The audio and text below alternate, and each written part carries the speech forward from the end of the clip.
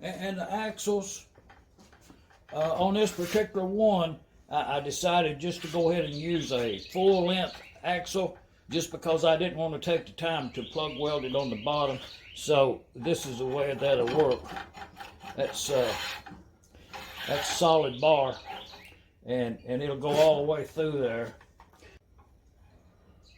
That's the way that works. So let's weld her up.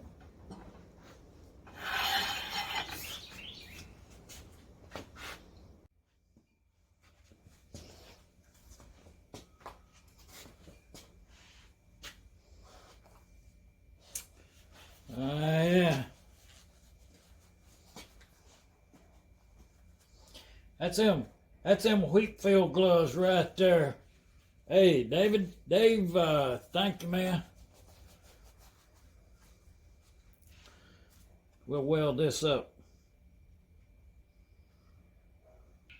Yeah, full production here in Middle Tennessee.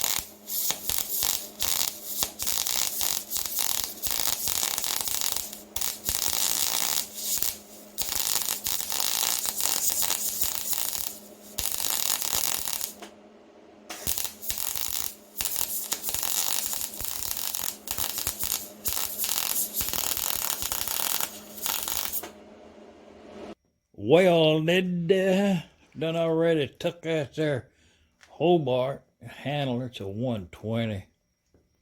It's been a real good machine right there. Hey, Greg Porter, and thumbs up, man. You're Middle Tennessee. Yeah, Hobart there. I burned it up one time. Built a barbecue grill. Couple 100 foot from the house, nothing but a extension cord, you know, them little 5-footers, enough of them to make up about 100 foot, you know, shoved them off, plugged up to each other, yeah, low current or voltage or whatever was on the other end of that cheap extension cord, burnt the little machine up. Well, somehow, using a flux core wire, I done already got the barbecue grill built that I had done burned it up on, you know, by that time. And I took it back to the welding store, And the dude told me at the time the theory, the way they based the repair on a used return machine was if the damage to the machine was more than 50% of the machine, then you'd get a new one. But if it was less than 50% of the cost, then they'd just go ahead and fix it for you. So they done already fixed this machine, and I never had no trouble with it since. And I'll be running it on the gas solid water now. You know, I treat it as 100% duty cycle machine myself. You know, the items that I build, the amount of time that I weld, you know, it's 100% for me. I'm just saying, get me one of them plasma cutter. Yeah, should have one of them.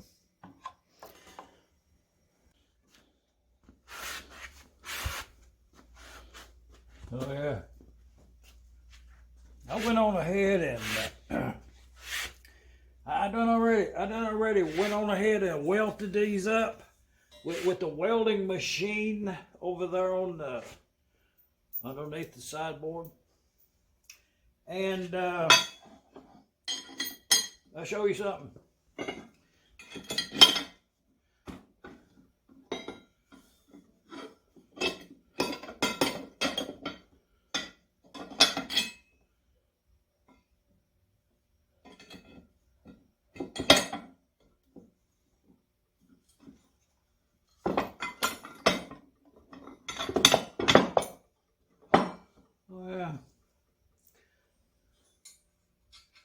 Well,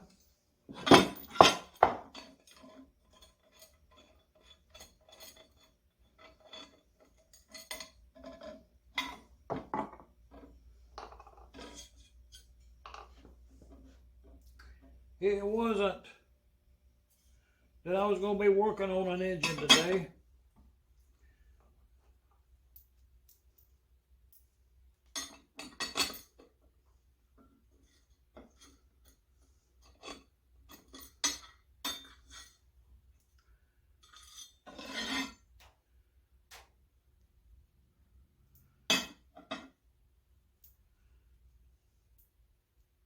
Okay.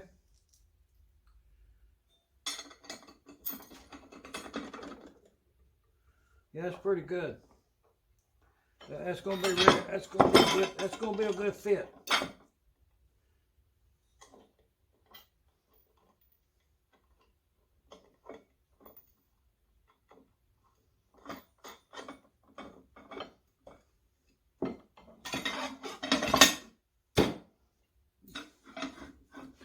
Okay. Well, that's good. When I tighten that up, it will be a really good fit in that bottom one down there, and pull that down to where that'll be a really good fit. I'm proud of that. With that said, took that grinding thing there to it and slicked up them welds where that I done welded it and that on all the way around, upside down and everywhere.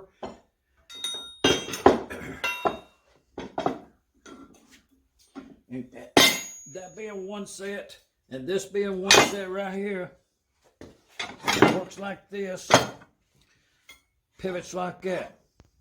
Okay, what I want to tell you is to leave it like this right here on a. If you're using this for a gas engine cart, you should modify this design to this point that I'll tell you about now.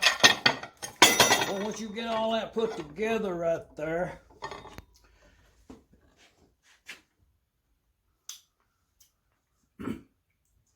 the importance of me bringing this to your attention from experience. Some of these old antique gas engines and equipment, different size pieces of equipment. Some of them are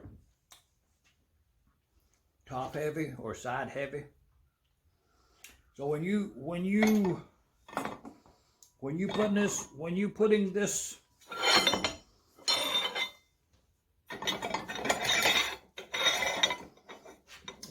this together after you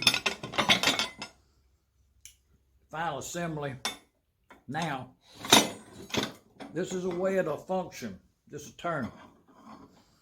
2 holes right here after you put the wood piece on for a light tie down. But what I'm bringing into play right now is how far, and it's open for discussions if you want to discuss it, as to the benefits being able to turn the engine at a sharper angle to put it underneath a workbench or so for storage. It's about the only reason for that, other than lining up the 4 wheels straight ahead of each other, like this. So, and therein lies the problem that when you turn the wheels, when you turn this pivot, you can actually turn it all the way around to put the wheels crossway in the front, thereby creating a pivot point. So you do not want that. You want to limit this top piece to turn this bottom piece at some point along the way to where it don't reach that pivot point. And you know, everybody has a idea where how far they want to turn it. You get used to a cart, and that way you can move it. You can move it around with a limited amount. Okay, to fix that is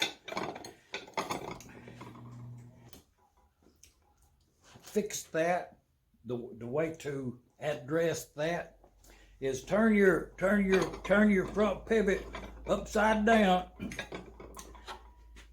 These 2 holes right here be in a straight line where the cart rails would be, such as this one on each side. Okay, and there's no need for that wheel out here. This wheel will be out here. You can bring it over here to play, but just visualizing it by looking straight down on it at right angles and such. Okay, when this comes around about right there is where that wheel would hit the cart if it was lower than it is. This one being at the clearance to clear that don't come into play. So we can come underneath here and still not make contact with nothing. So what we want to do is put us a stop out here. So this being straight that way, and I only want to turn that wheel about right here. So what I'm going to do is start putting a couple of maybe little pieces of metal blocks, such as this, not decided on yet, but just a square piece of metal. That's 5/16 thick by 1 mile steel. But you would position that on the bottom, and even let's say if you welded it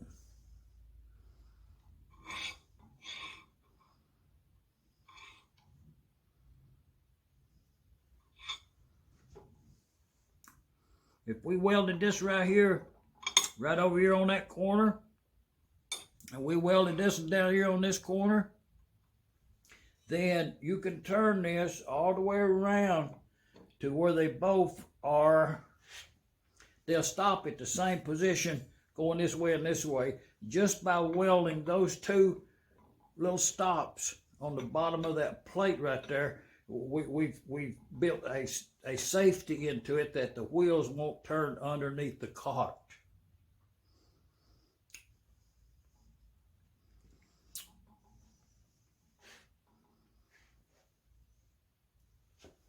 Okay, let's get that done.